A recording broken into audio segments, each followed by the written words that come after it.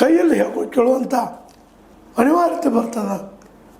ಜೊತೆಗೆ ಮೋದಿ ಶಾರವರಿಗೆ ಅವ್ರ ಮಾತನ್ನು ಮೀರಿ ನಾವು ಯಾವ ಕೆಲಸ ಮಾಡಲಿಕ್ಕೆ ಸಾಧ್ಯ ಇಲ್ಲ.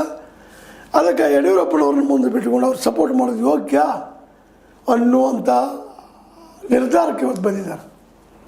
ಇವತ್ತು ಬಿಲ್ ನಮ್ಮ ತೆರಿಗೆ ಅನಿಸದ JDS ಕೈಯಲ್ಲಿ ನಾವು ಸಿಕ್ಕಾಕೊಳ್ಳಿಗಿಂತಲೂ ಯಡಿಯೂರಪ್ಪನವರು ಅವ್ರಿಗಿಂತ 1000 ಪಾಲು ಒಳ್ಳೆಯವರು. ಇದು ಚರ್ಚೆಯಲ್ಲಿ ನಡೆದ. ಅದಕ್ಕಾಗಿ 50 ವರ್ಷಗಳ ಸಾಧನೆಗಳನ್ನು, ಯಡಿಯೂರಪ್ಪನ ಸಾಧನೆಗಳನ್ನು ಜೊತೆಗೆ BJPಯ ಸಾಧನೆಗಳನ್ನು 2028ಕ್ಕೆ ಒಯ್ದರೆ ನಾವೊಂದು ಸ್ಪರ್ಧಾ ಮಾಡೋ ಹಂತಕ್ಕೆ ಬರ್ಬೋದು.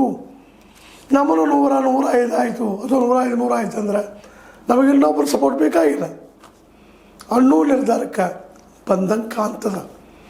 ಅದಕ್ಕೆ ಮೇದಲ್ಲಿ ಅದು ಚಿತ್ರದುರ್ಗ ಲಿಂಗಾಯತರ ಸೆಂಟ್ರ್, ಅದು ಇವರು ಲಿಂಗಾಯತ್ ಲೀಡರು.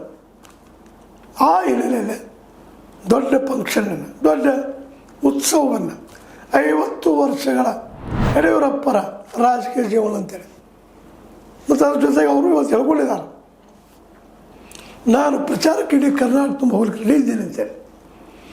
ಈ ಕಾರಣ